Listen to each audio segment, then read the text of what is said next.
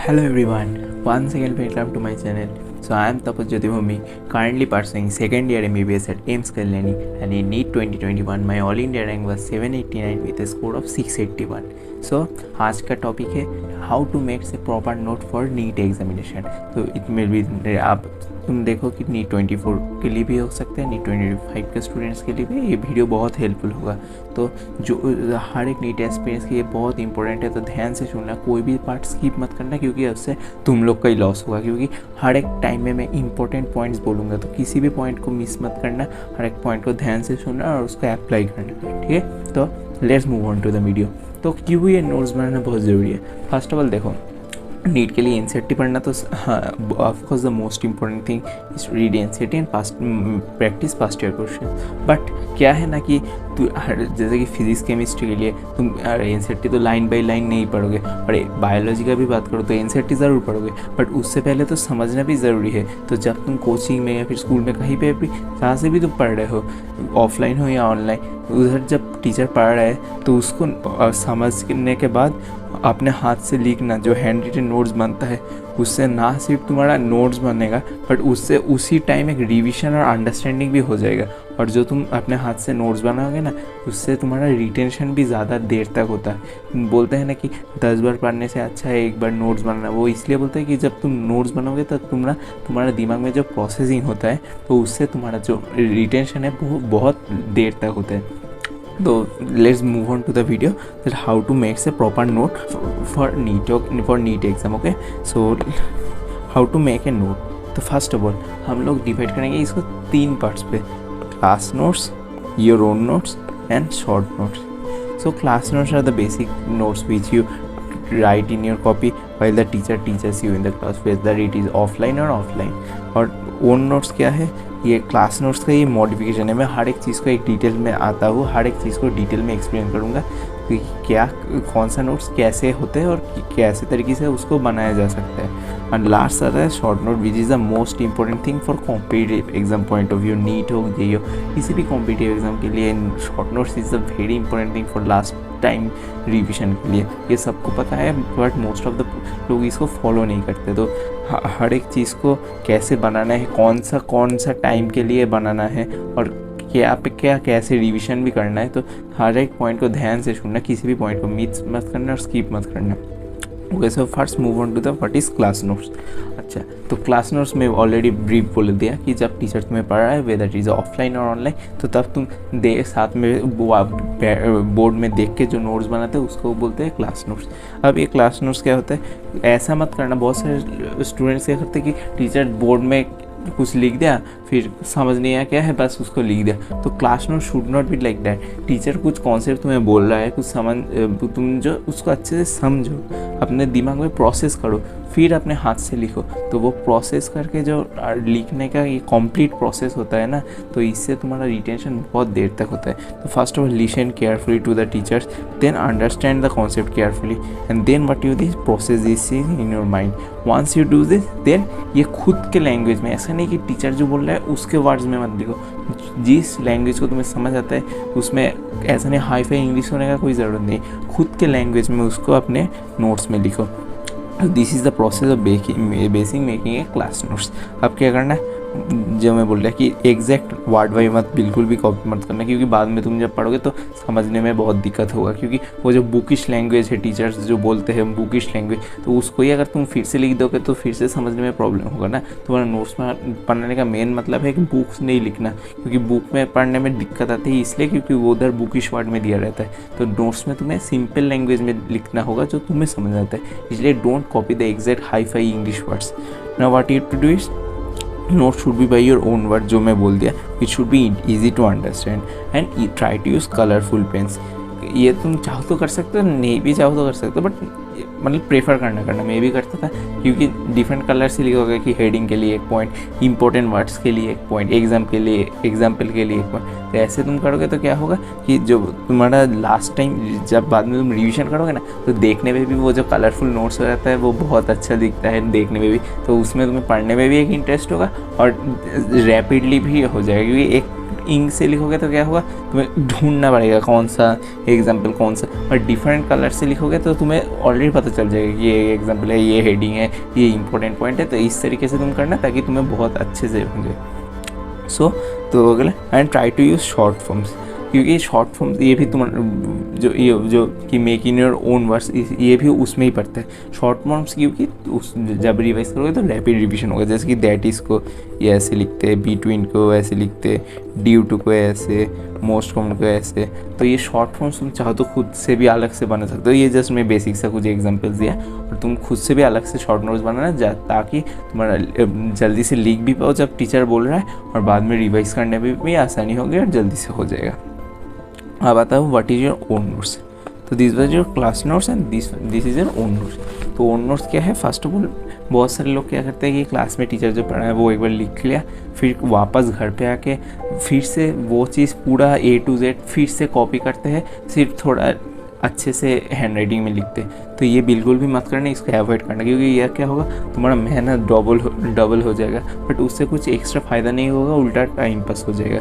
इसलिए make sure कि you don't start writing separately, मतलब अलग से फिर से लिखने की ज़रूरत नहीं। ओन नोट्स ये मॉडिफिकेशन योर क्लास नोट, तुम क्लास में जो लिख रहे हो उसमें उस टाइम लिखने के टाइम साइड में कुछ स्पेस रखना, मतलब ऐसा नहीं कि बहुत क्लामजी में करके मत लिखना, थोड़ा सा गैप दे के लिखना, ताकि क्या होगा जब घर पे आओगे तो जो तुम्हें एक्स्ट्रा पॉइंट्स मिलेगा तो उसको तुम्हें ऐड करने के लिए तो स्पेस चाहिए। तो इसलिए make sure you leave some space at the side, and also chapter जब ख़त्म हो जाएगा उसके बाद 4-5 पेज छोड़ देना ऐसे ही, फिर नेक्स्ट चैप्टर में जाना, ताकि वो 4-5 में जब तक तुम्हारा सिलेबस ख़त्म हो जाएगा तब तो तुम बहुत बार रिविजन कर चुके होंगे।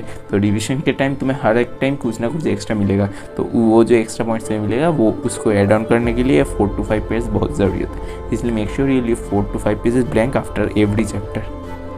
तो first of all own notes में तुम्हें क्या करना है, तुम क्लास से वापस आए, फिर क्या किया, NCERT पढ़ रहे हैं, अदरवाइज़ कोचिंग का मॉड्यूल फिजिक्स केमिस्ट्री के लिए, बेसिकली बायोलॉजी के लिए एक्स्ट्रा चीज़ में पढ़ने के लिए नहीं बोलता हूँ NCERT पढ़ो, बट फिजिक्स केमिस्ट्री के लिए सिर्फ NCERT पढ़ के तुम्हें समझ नहीं आएगा बेसिकली। इसलिए कोचिंग का modules if you want you can access those, means if you want you can read those modules. अब क्या करना, ये मॉड्यूल्स या फिर NCERT पढ़ने के टाइम तुम्हें जितना भी टीचर कवर कर दे, बट फिर भी तुम्हें कुछ ना कुछ एक्स्ट्रा गारंटी मिलेगा ही मिलेगा, तो वो चीज़ तुम्हें फाइंड आउट करना पड़ेगा और उसको खुद का नोट्स में ऐड ऑन करना पड़ेगा। तो add on the extra points and concept to your notes.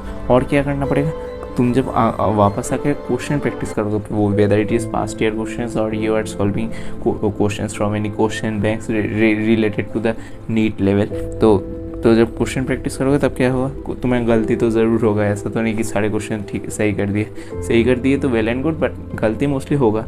तो क्या करना, जो पॉइंट्स में गलती हो रहा है, इनफैक्ट जो क्वेश्चन तुम्हारा हो गया बट करने में थोड़ा टाइम लग गया, या फिर तुम्हें लगता है कि ये क्वेश्चन इंपॉर्टेंट हो सकते, तुम्हें क्या करना, उस क्वेश्चन को नोट डाउन करना पड़ेगा अपना कॉपी में, along with the mistakes you have done and the solution. ये बहुत इंपॉर्टेंट है। बहुत सारे लोग क्या करते हैं, सिर्फ सॉल्यूशन एंड क्वेश्चन लिखते हैं, बट तुम्हारा मिस्टेक्स को भी लिखना बहुत ज़रूरी होता है, क्योंकि तुम जब नेक्स्ट टाइम देखोगे तो तुम्हारा ये मिस्टेक जब देखोगे तो तुम्हें याद आ जाएगा कि ताकि तुम्हारा वो जो मिस्टेक हो तो वो दोबारा रिपीट ना करो। इसलिए मिस्टेक को भी लिखना बहुत ज़रूरी होता है। तो इससे क्या होगा, जब रिवाइज करोगे क्या करना है, टेक ए हाईलाइटर और ए रेड पेन लाइक दैट, तो underline and highlight the important points. तो नेक्स्ट रिविजन के टाइम ये हाईलाइट और अंडरलाइटिंग करना, ताकि वापस जब रिवाइज करोगे तो उसमें वो सब पॉइंट्स भी तुम्हें एक्स्ट्रा मिल जाए। Okay, so these are the things and don't forget to revise the question which you have made wrong. ये बहुत इंपॉर्टेंट है, जो चीज़ तुम्हें गलती की है उसको वापस से रिवाइज करना मत भूलना। Make the revise the question which you have made wrong. Now coming to the short notes. तो शॉर्ट नोट्स में क्या करना है, first of all you have to complete the short note within 2 pages. इससे ज़्यादा page मत लगाना, otherwise revise करने में फिर से टाइम लग जाएगा। The main motive of short note is to revise as faster as possible in the last time, so that you can make more number of revision is less time. And short note कैसे बनाना है, first of all short notes तब बनाना जब तुम्हारा teacher chapter को तुम at least 3-4 बार पढ़ लिए, क्योंकि अदरवाइज क्या हुआ है, 1-2 बार पढ़ने से तुम्हें वो पॉइंट चीज़ नहीं पता चल जाएगा कि चैप्टर में कौन सा चीज़ इंपॉर्टेंट है और कौन सा लेस इंपॉर्टेंट है, किस चीज़ को तुम्हें ज़्यादा देर तक रिटेन करना पड़ेगा और किस चीज़ को तुम्हें लास्ट में याद रख के जाना पड़ेगा कि कौन सा चीज़ को तुम भूल रहे हो। ये सब तुम्हें तभी पता चल जाएगा तब जब तुम चैप्टर को एटलीस्ट 3 to 4 टाइम्स पढ़ लिए हो। इसलिए make short notes once you have read the chapter at least 3 to 4 times. And what, use flow charts and mind map. Paragraph format में कभी भी शॉर्ट नोट्स मत लिखना, वो शॉर्ट नोट्स नहीं रहेगा। तो इसलिए use flow charts, mind map, this type of things so that it will be more easier for you to revise and visualise. क्योंकि विजुअलाइजेशन से तुम्हारा रिटेंशन भी बढ़ता है, ये साइंटिफिकली प्रूवन है। तो make sure use this visualization techniques. Now what you have to do is write all the formulas in पे। एक फार्मूला शीट से सारे फिजिक्स का या फिर फिजिकल केमिस्ट्री का चैप्टर का सारे जो फार्मूलाज है एक सीक्वेंस में लिखते जाओ, ताकि एकदम में सारे फार्मूलाज को रिवाइज भी कर पाओ एक साथ और तुम्हें कन्फ्यूजन भी ना रहे कि कौन सा क्वेश्चन में क्या फार्मूला अप्लाई करना पड़ेगा। आप क्या करना है, क्विक नोट्स को क्विक कॉन्सेप्ट भी लिखने पड़ेगा, सिर्फ फार्मूलाज भी नहीं। बहुत सारा आजकल फिजिक्स में देखा कि 2023 में जैसे थियोरिटिकल क्वेश्चंस भी आया, तो वो theoretical questions are based on concepts only. तो इसलिए make sure you write concept in 2 lines. 2 lines में ऐसे लिखना जैसे कि तुम्हें समझ भी पाओ और तुम्हें बाद में रिटेन भी हो जाए। मतलब right only the important points, और उसको तुम्हें कब पता चल जाएगा, one you solve the PYQ solve करने के बाद ही तुम्हें पता चल जाएगा कि कौन सा ज़्यादा इंपॉर्टेंट है नीट पॉइंट ऑफ व्यू के लिए। And what you to do is don't copy everything. ऐसा शॉर्ट नोट्स का बेसिक मकसद ये है कि तुम most precise, concise and important चीज़ को लास्ट में रिवाइज कर पाओ। तो अगर सब कुछ लिख दिया तो फिर तो वही हो गया ना, लॉन्ग नोट ही हो गया। तो इसलिए शॉर्ट नोट्स वो नोट्स शॉर्ट रहे, इसलिए सिर्फ जो इंपॉर्टेंट चीज़ है, जो तुम गलती कर रहे हो वो सब चीज़ को ही लिखना, जो चीज़ तुम भूल रहे हो। अदरवाइज सारे चीज़ को इंक्लूड कभी मत करना।